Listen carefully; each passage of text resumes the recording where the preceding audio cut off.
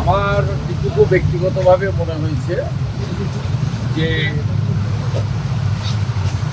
মহামান্য supreme court initially তারা প্রিভেনশনের দিকে বেশি করে জোর দিয়েছে। শুধুমাত্র মহিলা চিকিৎসক বা মহিলা চিকিৎসা কর্মী নয়, সমগ্র চিকিৎসক সমাজ, চিকিৎসক সেবার সঙ্গে যারা যুক্ত তাদের জন্য তারা একটা পার্মানেন্ট সলিউশন দিতে চান।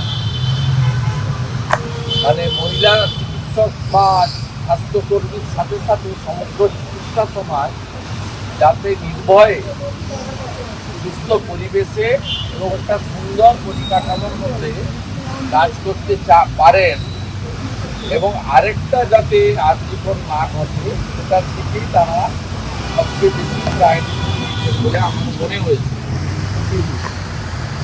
কিন্তু ওই দিনকার ইনসিডেন্ট এবং 14 তারিখের মিডনাইটের ঘটনা,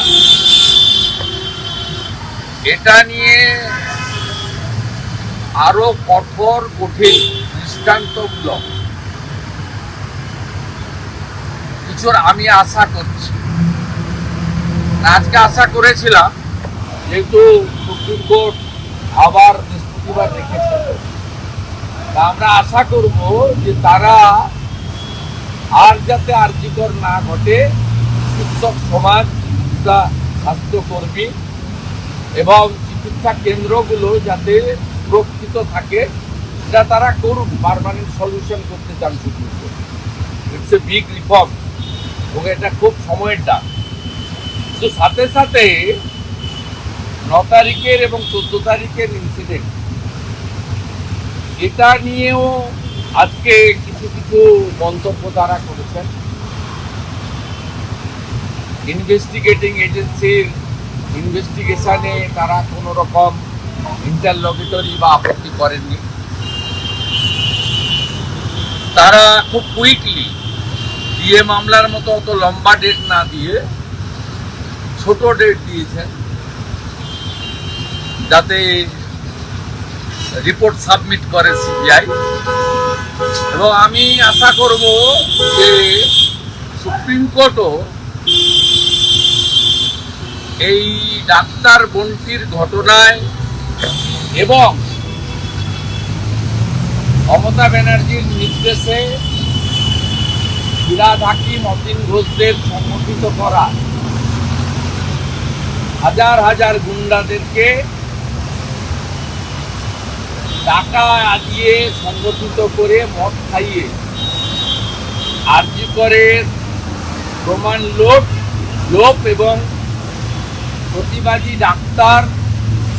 ডাক্তারি ছাত্রদের উপরে বর্বরচিত হামলা, অবস্থান মঞ্চ ভেঙে গুড়িয়ে দেওয়া, ইএনটি এমার্জেন্সি তৎপর করা, ওষুধ লুট করা, এই বিষয়েও তারা কঠিন এবং কঠোর পদক্ষেপ নেবে, যাতে